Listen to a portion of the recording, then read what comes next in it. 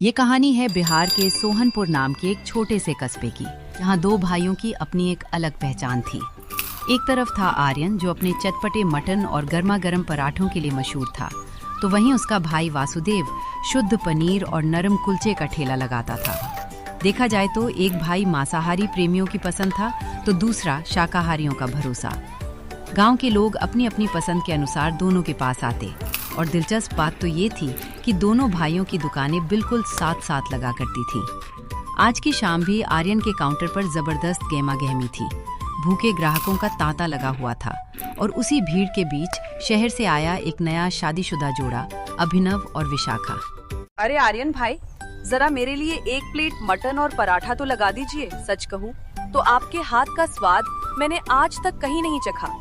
मैंने कितनी बार अभिनव से कहा, पर ये मुझे कभी यहाँ लाए ही नहीं।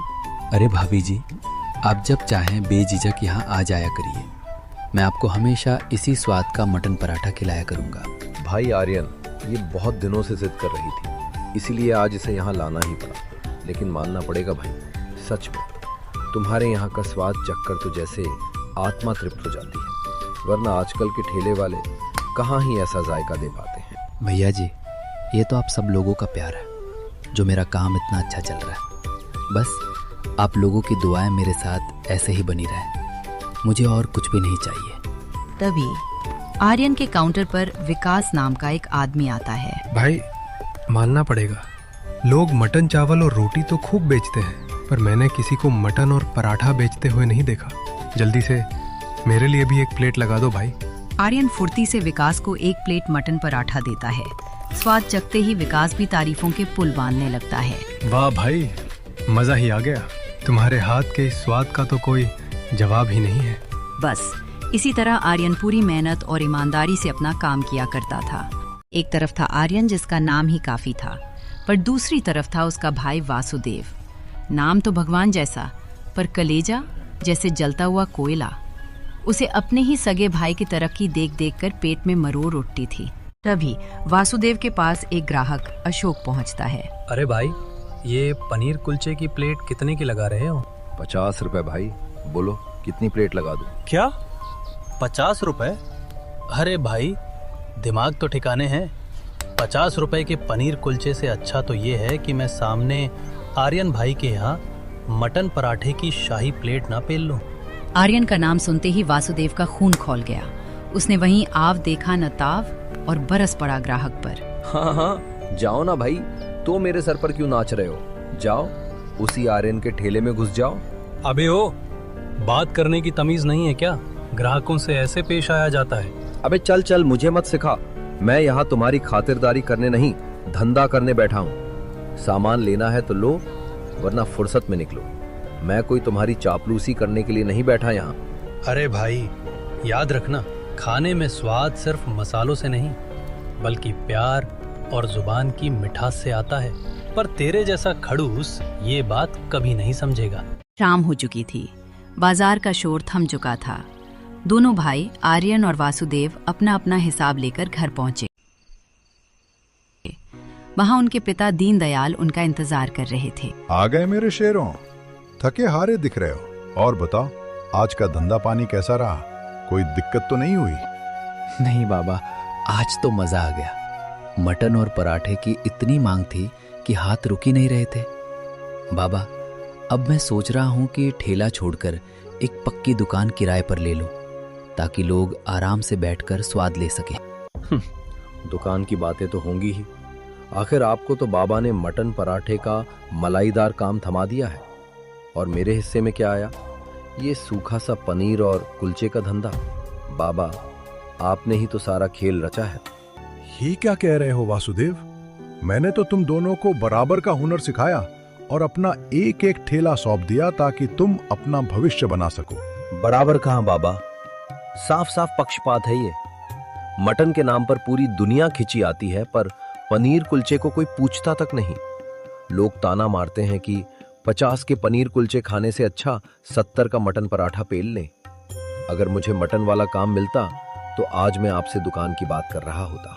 भाई, बात सिर्फ काम की नहीं, हाथ के स्वाद और नियत की है। मैं ये काम अपनी मेहनत से आगे बढ़ा रहा हूँ।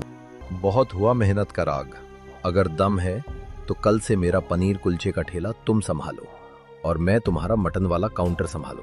तब देखूंगा कि तुम्हारी मेहनत और स्वाद कहाँ जाता है। ठीक है, अगर तुम्हें लगता है कि सिर्फ मटन की वजह से ग्राहक आते हैं तो कल से जगह बदल लेते हैं। मैं पनीर कुलचा बेचूंगा और तुम मटन। देखते हैं शाम को किसका गल्ला भारी रहता है। और इस तरह एक जिद ने दोनों भाइयों के बीच की जंग को बाजार के चौराहे तक पहुंचा दिया। अगले दिन बाजार का नजारा ही बदल गया। वासुदेव के चेहरे पर ऐसी मुस्कान थी जैसे उसने कोई खजाना जीत लिया हो। वो अब मटन पराठे के काउंटर पर कब्जा जमाए बैठा था। वहीं आर्यन ने बिना किसी शिकायत के पनीर कुलचे का जिम्मा संभाल लिया था। अबे क्या तगड़ा धंधा है। आधे दिन में ही धंधा पूरा हो गया। पर ये मटन की ग्रेवी तो खत्म होने वाली है। क्या फर्क पड़ता है, थोड़ा पानी डालता हूँ, ऊपर से गरम मसाला झोंक देता हूँ, किसी के बाप को पता नहीं चलेगा। और ये पराठे इतने बड़े क्यों बेल रहा हूँ मैं, थोड़े छोटे कर देता हूँ, मैदा बचेगा, नाफा बढ़ेगा। तभी मटन के दीवाने कुछ पुराने ग्राहक वहां पहुंचे और प्लेट लगते ही उनके होश उड़ गए। अबे ओ भाई, ये क्या परोस दिया? ये मटन की तरी है या गर्म पानी का सूप? आर्यन भाई तो ऐसी गाढ़ी ग्रेवी देते थे कि उंगलियां चाटते रह जाओ, और इसमें तो सिर्फ 2 हड्डियां तैर रही हैं।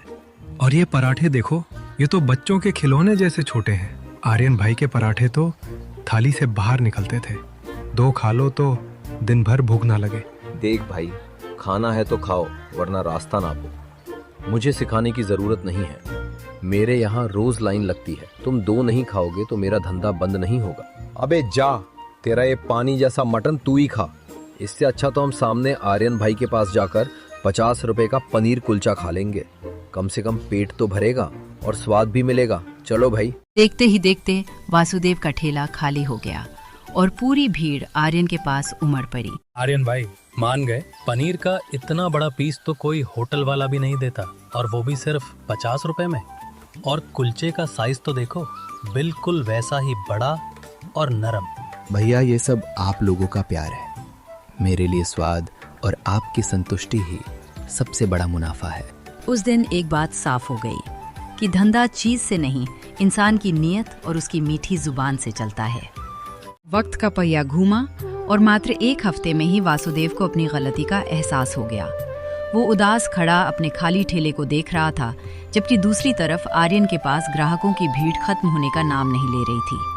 आर्यन ने अपने भाई को अकेला देखा तो उसके पास पहुंचा। क्या बात है भैया, आज बड़े खामोश खड़े हैं। अब तो आपके पास वही मटन पराठे का ठेला है जो आप चाहते थे, फिर ये उदासी क्यों?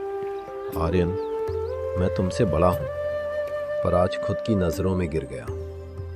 मैं बस ये चाहता था कि बाबा तुम्हारी तरह मेरी भी तारीफ करें, पर मैं काबिल साबित नहीं हो पाया। मैंने तुम्हारा काम छीन कर भी देख लिया, पर हार गया भाई, मैं हार गया। भैया, कभी दूसरों से जीतने के बजाय खुद की कमियों से लड़कर देखिए, जीत अपने आप कदम चूमेगी। अगर आपने मुझसे मुकाबला करने के बजाय खुद को बेहतर बनाने की कोशिश की होती तो आज आप मुझसे कहीं आगे होते। उस रात दोनों भाई जब घर पहुंचे तो पिता दीनदयाल ने मुस्कुराते हुए सवाल किया। क्यों वासुदेव बेटा, अब तो मटन पराठे का काम चमक रहा होगा ना? नहीं बाबा, मटन पूरी का असली जादू तो आर्यन के ही हाथों में है। मैं अपना पनीर कुलचे का काम ही संभालूंगा, और अब ऐसी जी तोड़ मेहनत करूंगा कि लोग मेरे स्वाद के कायल हो जाएं। मुझे तुम पर गर्व है बेटा। चलो, कल से तुम दोनों अपना अपना पुराना काम संभालो।